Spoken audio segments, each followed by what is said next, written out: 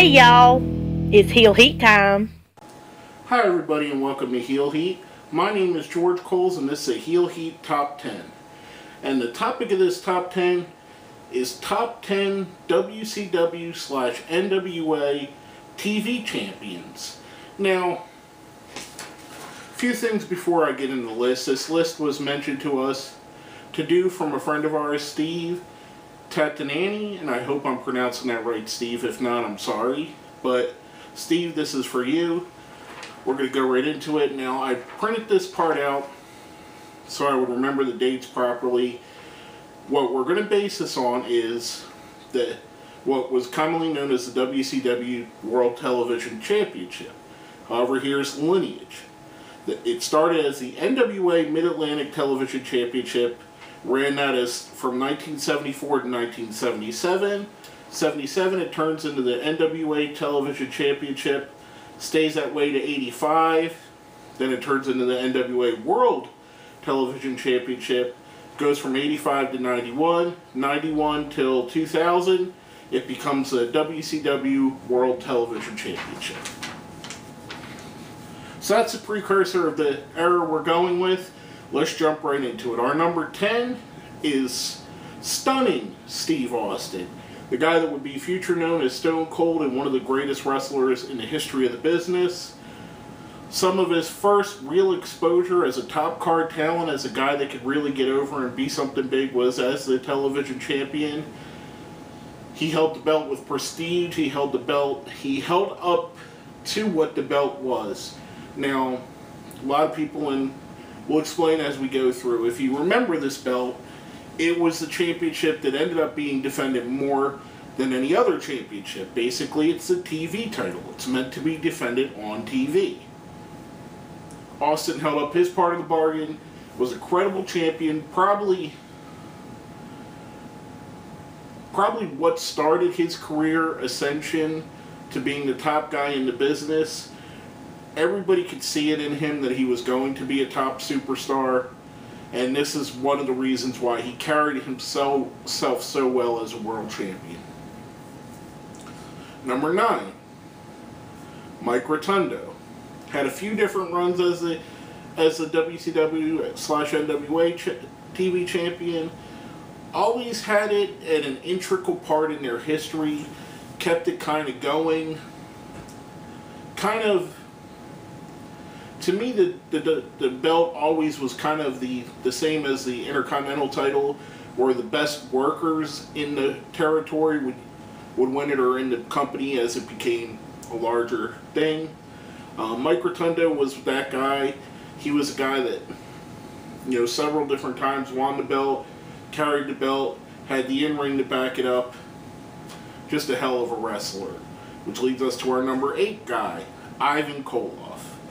Now, most of you guys know Ivan towards the latter part of his career, and that's when he did win some of his TV championships. But Ivan really was one of the big Russian monsters. This was at a time during the Cold War where we had several different iterations of the Russian menace. We had Ivan Koloff, Nikita Koloff, Nikolai Volkov in the WWF, Boris Zukov in the AWA and WWF.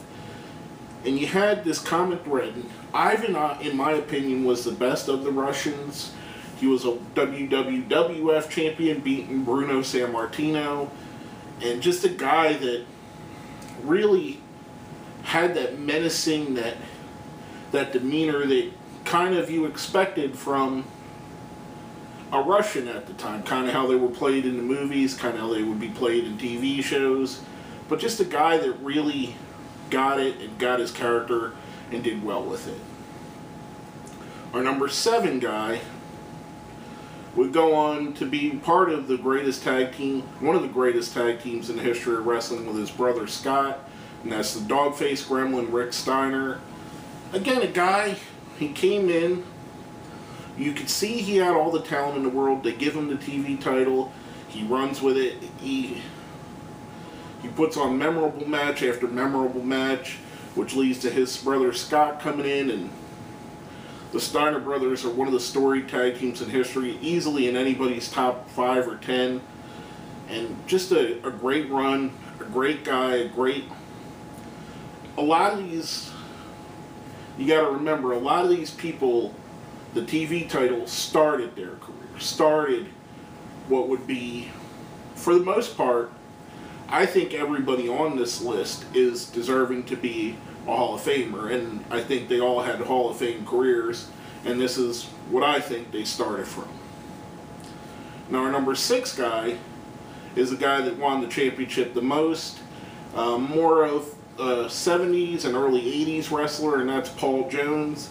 A lot of you guys that are of my age or a little bit younger will remember him more so as a manager. However, if you go back and you look, Paul Jones was a hell of a wrestler as well. You could go look him up on YouTube, you know, the various DVDs and tapes that have gone around through the years. He to me is the epitome of what the TV title originally was meant to be, was a guy that you could put on every TV show and would defend it on every TV show. He kept it going. He's amazing talent that I think is kind of one of those guys that came along just before wrestling went from territories to worldwide promotions like the WWF and WCW and Jim Crockett Promotions. His heyday was more in the territorial era, but he's still one of the greats, I think, to ever hold this belt. Now our number 5 guy is one of the legendary 4 Horsemen, and that's Tully Blanchard. Tully had some historical runs with the belt, matches with Magnum TA, matches with Dusty Rhodes, all the way up and down the card, guys he would wrestle. As part of the 4 Horsemen, they controlled all the belts, controlled all the power. Tully Blanchard was a guy, in my opinion, he was a hell of a heel, and he was right there, he held his part. He kept up with being what a horseman should be, you know, laying the groundwork for decades of what future 4 Horsemen would be as one of the first. Just a guy immensely talented in the ring. Could tell a story, could make you hate him, could make you love him if he needed to, but he liked to be hated more than loved. Just an awesome wrestler, again, another guy that's the epitome of what the belt meant. Now our number 4 guy, actually I was wrong when I said Paul Jones. Our number 4 guy has held the title more than anybody else, mostly, or all of them being WCW television title runs, and that's Booker T. Booker splitting from Stevie Ray, coming from the Harlem Heat, which was a very successful tag team. He got into some great feuds with Fit Finlay, with Chris Benoit for the television title, Steven Regal. He was in kind of one of the guys that while the NWO was hot and they were doing what they were doing, Booker T was steadily climbing up the ranks and coming to be a challenger, to be a top-level guy. They'd give him the runs with the TV titles, and more often than not, Booker T would be the highlight of the Monday Night Raw, or, I'm sorry, Monday Nitro, or Thursday Thunder, or even Saturday Night. He would put on amazing matches. His Best of 7 series with Chris Benoit, great. I don't care what you think about Chris Benoit as a person. What he did was terrible. The matches he had with Booker T put both of them really on the map. Booker T more so. Benoit already kind of had a name for himself. The matches Booker and Fit Finlay had, it just, the list goes on. And it proved to everybody that Booker T wasn't just a guy that could be half of Harlem Heat. He was a guy that could be a future five-time WCW World Heavyweight Champion. Now our number 3 guy is a guy I touched on just now, and that's Lord Steven Regal, aka now more known as William Regal. Just a guy who never really got his due in wrestling. A lot of people love and respect Regal, and I understand, but for one reason or another, he never got that major push to becoming the face of a company. When he was given stuff like the WCW television title, he would take that and he would act like he was a world champion. He would treat it just as just as importantly, he'd go out there and he'd put on amazing matches with everybody down the list, from Austin, Booker T, Fit Finlay.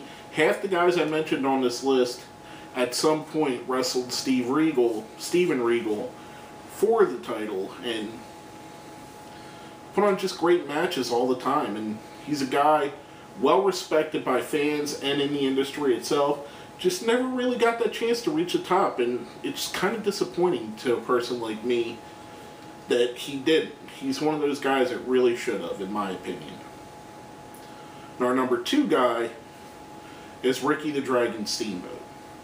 Steamboat, again, like most of these guys on this list, was given the NWA television title early in his career. He helped use it as a springboard to become what would be future NWA World Champion, future WWF Intercontinental Champion, Hall of Fame career, one of the greatest in-ring talents in the world. He would defend the TV title against the likes of Ric Flair, Mr. Wrestling. I mean, at the time he had the TV title, I believe it was under Georgia Championship Wrestling's wing, and don't quote me, I might be wrong on that. Might have been Jim Crockett Promotions, but when he had the TV title, he would defend it against some of the greatest wrestlers that have ever wrestled, period. Guys like Jake Roberts, guys like Ric Flair, guys like Tully Blanchard, Wahoo McDaniel. They all were vying for that championship, and Steamboat held it, and he really gave it meaning and gave it what it would become the launching pad for the stellar career. You know, and the guys that came after him owe everything they did, or everything the belt did for them, kind of is owed to Ricky Steamboat for how prestigious he made the belt. Now, before we get into our number 1, if you've seen one of our top 10s before, you know we have a thing we do called the best of the rest. Basically, this is stuff that just barely missed the top 10 in no particular order. First off, Nature Boy Ric Flair. We just talked about him. Him and Steamboat traded the belt themselves. Again, Flair got the TV title, used it as a launching pad for his historic career, probably the greatest career in history of wrestling. Just a guy that, when you think pro wrestling, you think Ric Flair. Along with our next guy, the American Dream, Dusty Rhodes. I mentioned him in the feud he had with Tully Blanchard over the belt. Another guy who had already been a world champion, became TV champion, and gave, again, added prestige to the title, made it an important title. If Dusty Rhodes wants to win this title, it's important, because Dusty Rhodes is a former world champion, one of the greats. Speaking of greats, the Great Muta, who had a run with the TV title, I believe in late 89. He took it. He had it for almost half of the year. He was a guy who's gone on to be a legend in both America and Japan. Very limited appearances in America. But you could see Great Muta was right on the cusp of what wrestling would be for the next 10, 15, 20 years. It's still, his contribution to pro wrestling is still reverberating through the sport. He kind of was one of those guys, along with guys like Sting, guys like Shawn Michaels, Bret the Hitman Hart, who kind of took wrestling and went from the big guys, the monsters of the past, and took it in a way where you had almost, it was an almost like an aerobic thing. I wanted to say aerobatics. I don't even know if that's a word or what it would mean if it was. But it kind of took it in that way where you had to be a real athlete to become a wrestler. And now we're seeing it now with guys, you know, like Dolph Ziggler, guys like Kofi Kingston, Seth Rollins. I mean, all the way up and down the roster, there isn't a guy he didn't influence. And back at that time, I was think about 11, 12 years old, watching the Great Muta doing some of these amazing things that no one had ever seen before. And to me, he was the guy. And someone I've loved and followed ever since. Now, before we get into number one, we do want to mention, if you like what we did with this list, if you think we put someone up too high, someone down too low, left someone off altogether, let us know what you think. Hit us up on our Facebook, hit us up on Twitter, put it down where? Down in the comments. We encourage feedback. We want to know what you think. My list might be totally different than your list. You might not have any of my 10 guys on your list. You might have a whole different one. A lot of it's about personal preference. So let me know what you think. Hit us up.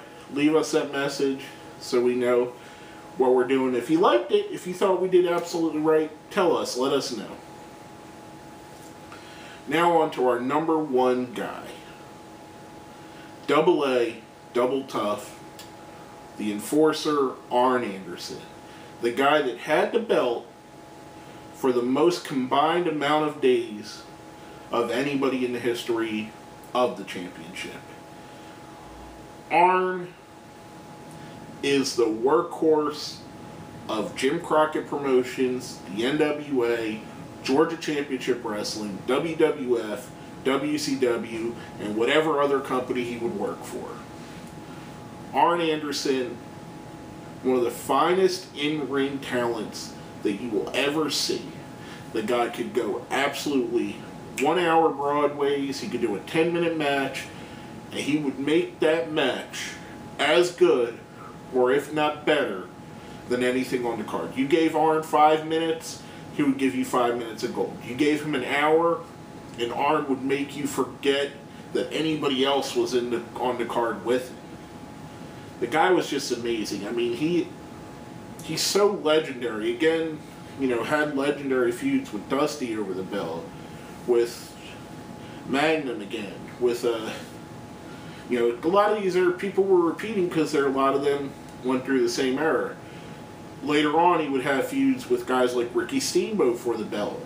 You know, as part of the Dangerous Alliance, he defended against Sting. I mean, anybody and everybody, a who's who of professional wrestling, Arn Anderson took and defended this belt against. I mean, just an amazing wrestler. Again, another guy that doesn't quite get the due that he deserves on how great he was. He's always kind of looked as the second in command in the Four Horsemen behind Ric Flair.